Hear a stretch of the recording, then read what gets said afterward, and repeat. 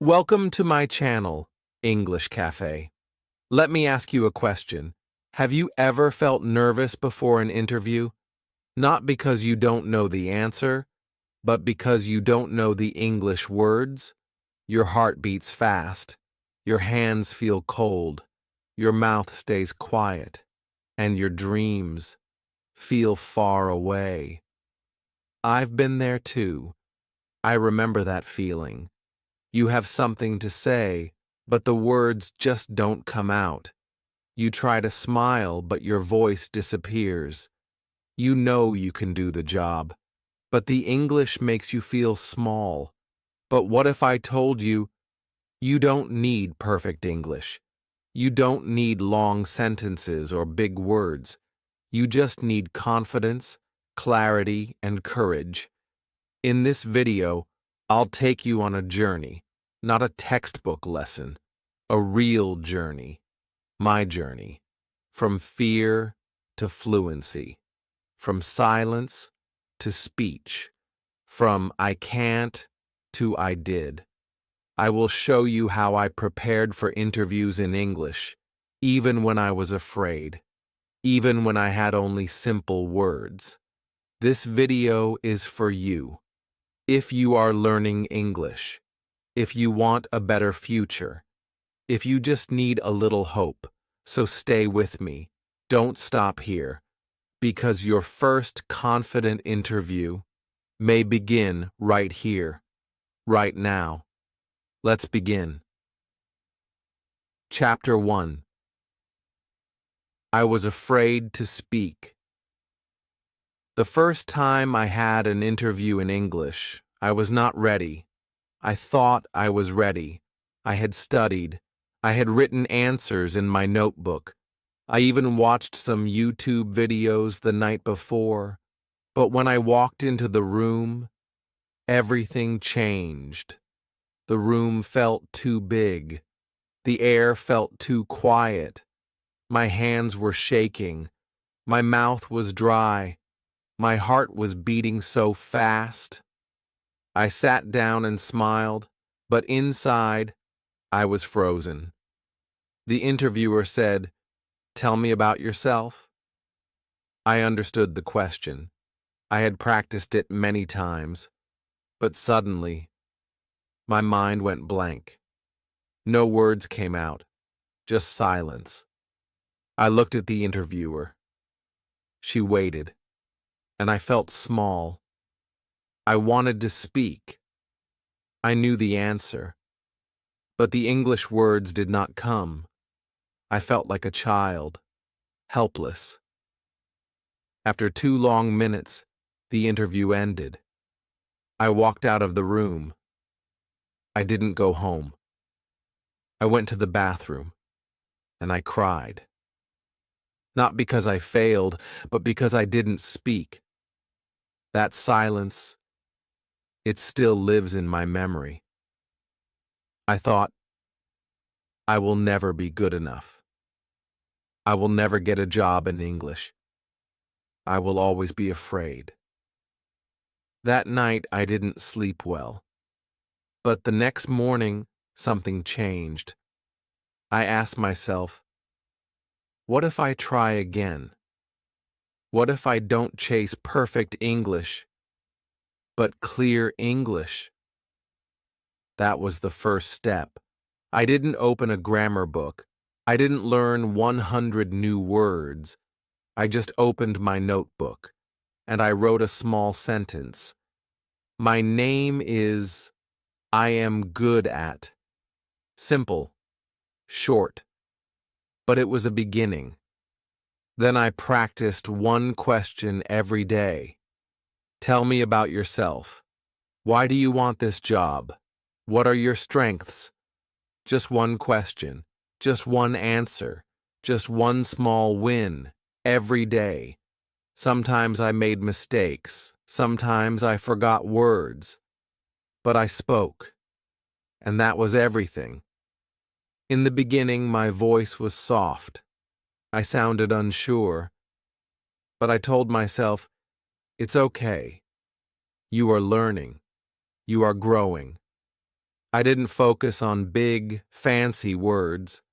I focused on real words, useful words, words that helped me show who I am. Words like, I work hard, I like to learn, I care about my job. Those simple words gave me power, not grammar power, confidence power. Some days were hard. I still felt afraid. But I kept going. I spoke in front of my mirror. I answered questions while walking to work. I whispered answers before sleep. I turned fear into practice, and practice into progress. I was still scared. But I didn't stop. And that's what made the difference. So if you're watching this now, and if you feel scared to speak, I understand. I've been there. But remember, you don't need perfect English. You need a brave heart. You need one small sentence, one small step, small steps, big fear. But I started, and so can you. Stay with me. Because in the next chapter, I'll tell you how I found the right words. Words that helped me speak in interviews. Words that made me feel strong. You don't want to miss it. Chapter 2. Finding the right words. After my first silent interview, I was afraid to try again. But something inside me said, don't give up. So I asked my cousin for help. He spoke better English than me. I said, can you ask me some interview questions? He smiled and said, let's do a mock interview. We sat on the sofa in my living room. I held a notebook in my hand. He looked at me seriously, like a real boss. Then he asked, why should we hire you? My heart jumped. That question felt big. I looked down. I looked up. And then I opened my mouth. I didn't say it perfectly, but I said something. I said, because I work hard. I learn fast. I want to grow. My voice was shaky. My grammar was broken. But I spoke, a full answer, in English, and something beautiful happened. My cousin smiled. Not a small smile, a big, proud smile. That smile told me, you did it. In that moment, something lit up inside me. A small fire, a new kind of hope. It said, you can speak, you can do this.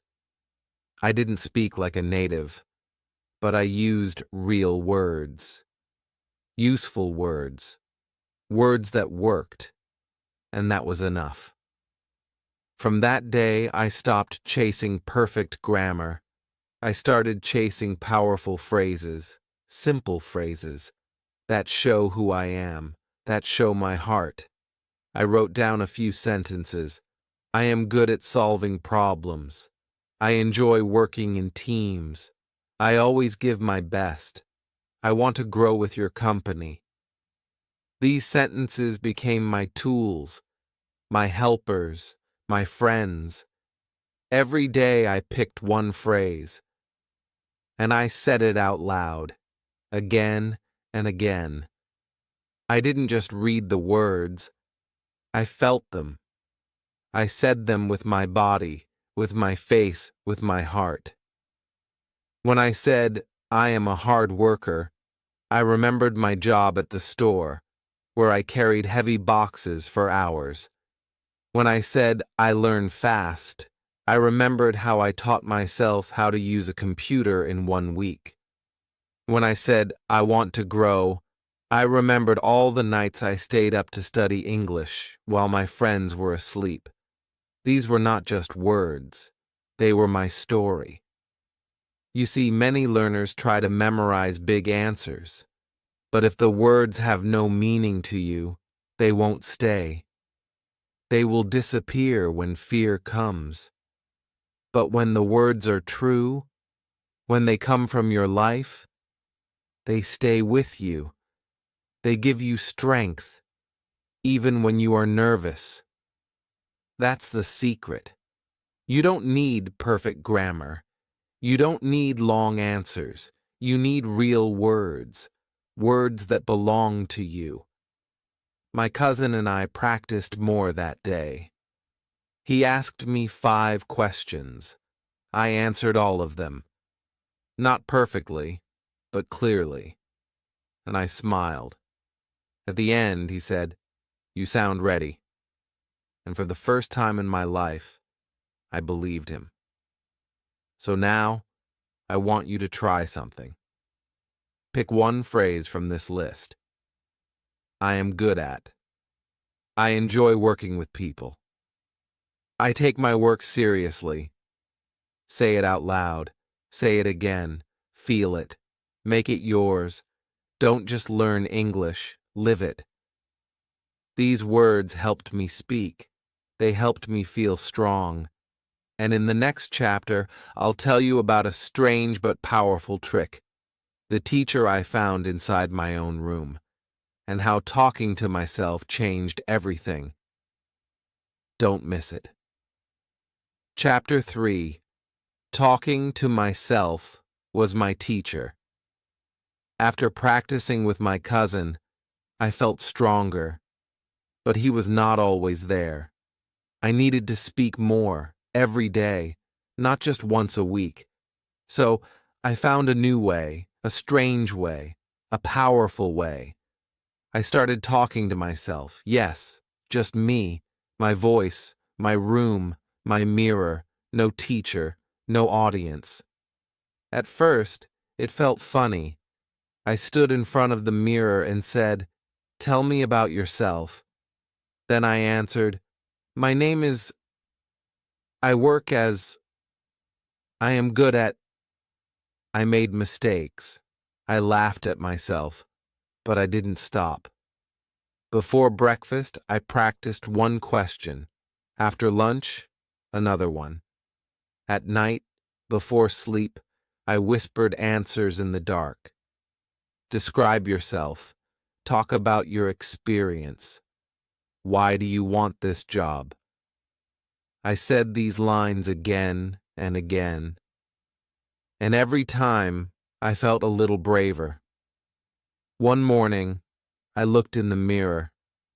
I was tired. I didn't feel strong, but I looked into my own eyes and said, "You can do this."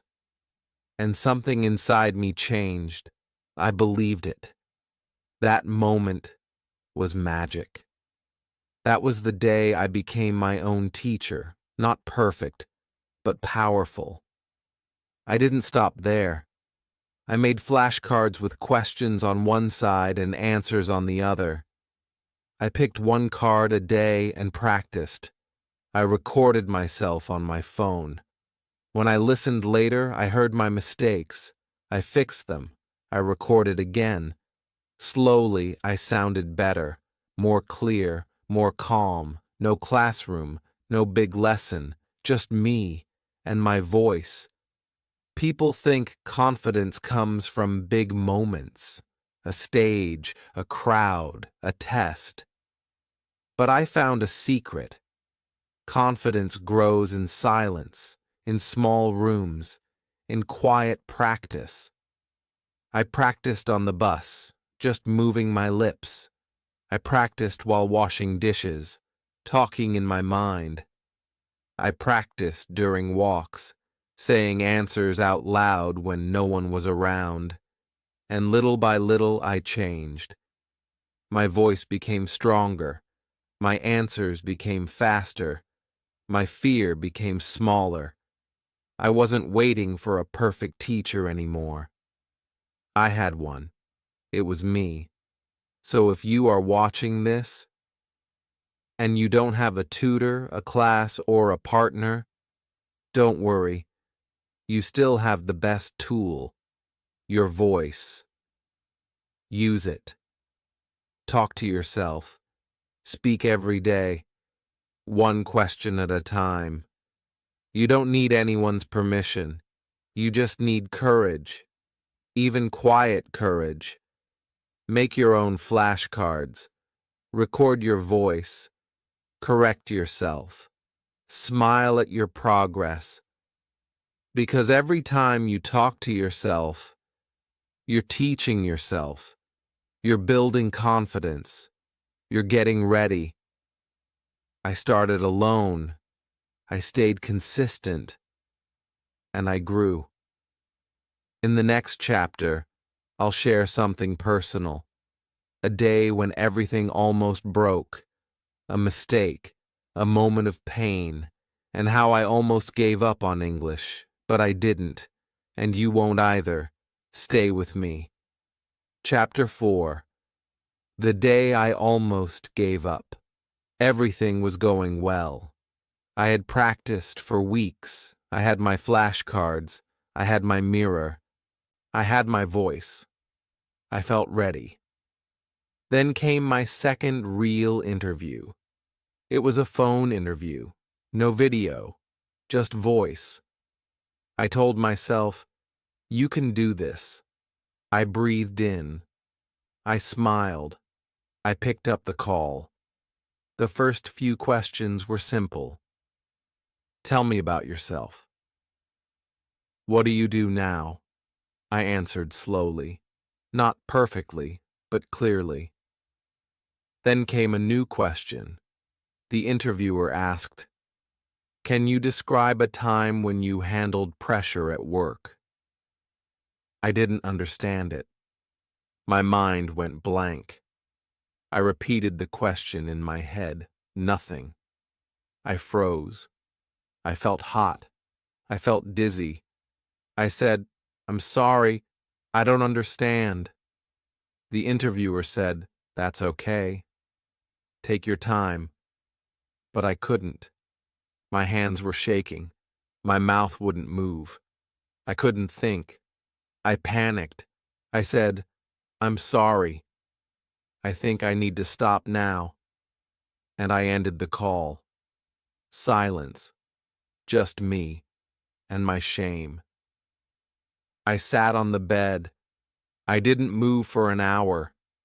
I kept hearing the question again and again. Can you describe a time? But I had no answer. Not in English. Not in that moment. I opened my phone. I went to my practice folder. All my videos. All my recordings. And I almost deleted them. I thought, I'm not good enough. I'll never be confident. Why am I trying so hard? Tears came.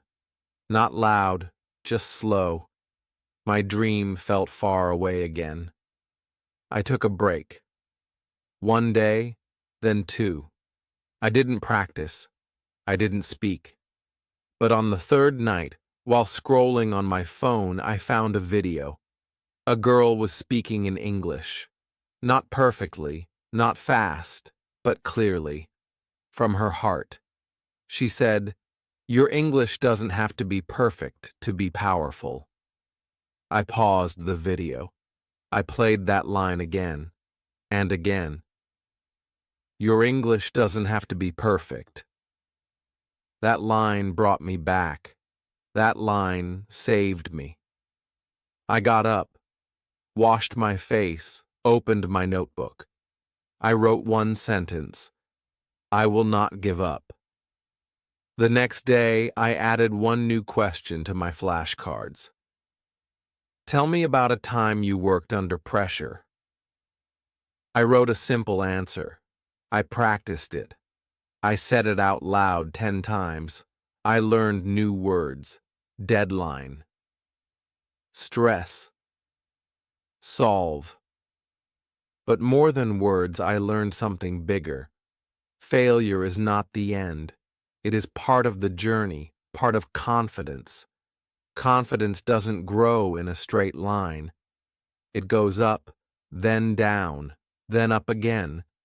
But every time it falls, you rise stronger. I started slow again, but I came back with fire. I didn't delete my videos. I added new ones.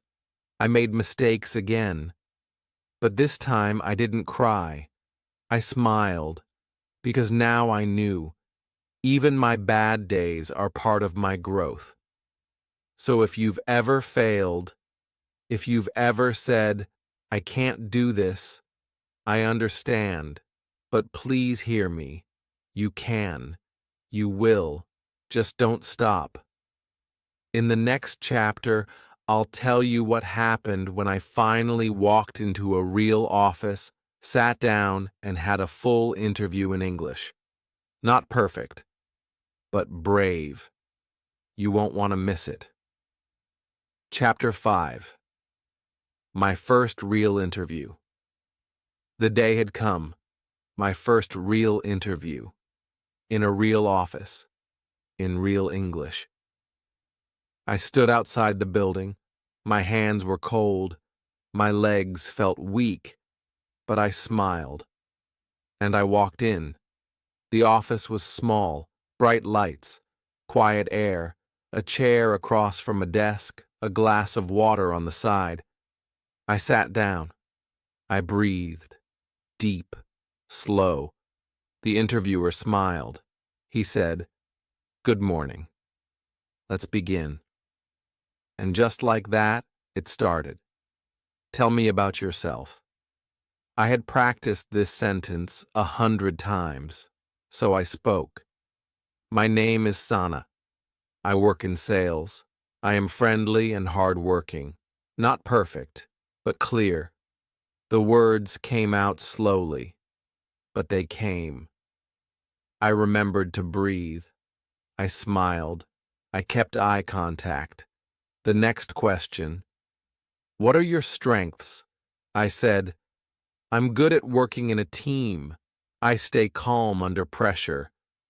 I didn't rush. I didn't try to sound fancy. I just said what I had practiced. And then, a harder question. Tell me about a time you solved a problem. I felt nervous, but I stayed calm. I thought of a time at my last job. We had a big delivery mistake.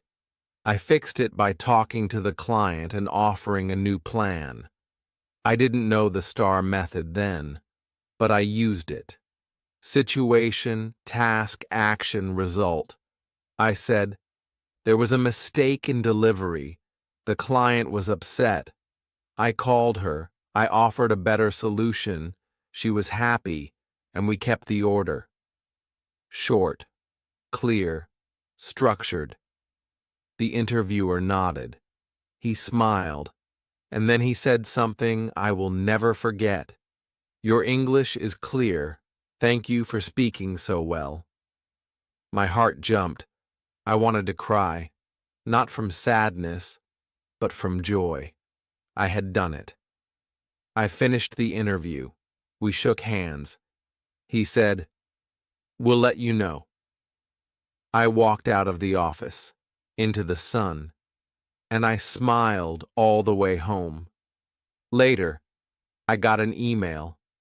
I didn't get the job, but that didn't hurt, because I had received something more important than the job. I got belief. Belief that I can speak English. Belief that I can sit in a real interview and be myself. Belief that I am enough. That 1 hour changed me. Before that day, I always asked, am I good enough for English? After that day, I asked, is English ready for me? This is what I want you to know. You don't need perfect grammar. You don't need big words. You need clarity. You need structure. You need calm. I kept my answers short. I used real examples. I smiled. I showed who I am. And that was enough. If you have a real interview soon, remember. Speak slowly. Think clearly. Be kind to yourself. And if you make a mistake, that's okay. Everyone does, even in their own language. What matters is your heart, your effort, your story. In the next chapter, I'll tell you something special, something that changed my journey again. Not an interview, not a question, but a person, and how helping someone else helped me grow even more. Stay with me, because your confidence is just beginning. Chapter 6. Now I help others speak. Today, something beautiful has happened. Now I help others. I help my friends. I help new learners. I help them speak with courage, just like I learned to. They come to me and say, I have an interview. I'm scared. What if I forget everything? I smile, because I remember that feeling. I say, don't chase perfection. Chase progress. We sit together. I ask them mock interview questions, just like my cousin did for me. Tell me about yourself. What are your strengths? Why should we hire you? I listen carefully. I watch their faces. I see the fear, and I see the fire. I give them small tips. Try again, but slower. This part was strong. Keep it. Smile here. It makes your answer shine. One day, one of my students called me. She said, I got the job. Her voice was full of joy. She said, thank you for helping with my English. I cried, happy tears, not because I did something great, but because she did. That moment, that smile, that phone call, that was my spike moment. That was my reward. That was my purpose. I am not a teacher. I am just someone who walked the same road, someone who fell many times, but kept walking. I always tell new learners the same 3 steps. 1. Practice speaking every day, even 2 minutes. You can talk to yourself. You can repeat answers. You can whisper if you're shy, but speak every day. 2. Learn 10 powerful interview phrases, not long speeches, not hard grammar, just clear, strong sentences like, I am good at teamwork. I love solving problems. 3rd, record yourself answering 5 common questions. Play them back, listen, correct, grow. These 3 steps work, not because they're magic, but because they're real. And I always remind my friends, and now, you, speak slowly, smile often, pause and breathe. You don't need to sound perfect. You don't need to speak fast. You need to be you. When you speak from your heart, people listen. When you share your story, people feel it. That's what interviews are really about. I look back at my journey now. I didn't start with confidence. I started with fear, with silence, with shaking hands and no words. But I didn't stop. And fear, it turned into fire. That fire still burns, and now that fire lights others. One voice at a time, one sentence at a time, one brave interview at a time, and maybe your time is now. So if you're here, and you're still listening, let me say one thing to you. You can do this. You are ready. Your voice matters. It's okay to feel scared. It's okay to make mistakes. But please, don't stop speaking. The world needs your words. And now that you've come this far with me, I have one small request. Now you've seen my story, my fear, my silence, my small words, my brave moments. If you felt even one spark of courage from this video, please do 4 simple things for me. Like this video, comment, and tell me, what is your biggest fear in English interviews? Subscribe to English Café for more simple, emotional, and helpful English stories. Share this video with someone who is scared to speak in English. And remember, your words don't need to be perfect. Your voice doesn't need to be fast. You just need to show up and speak. The job may begin with your English, but your confidence will carry it all the way. You've come this far. Keep going. Your voice is ready.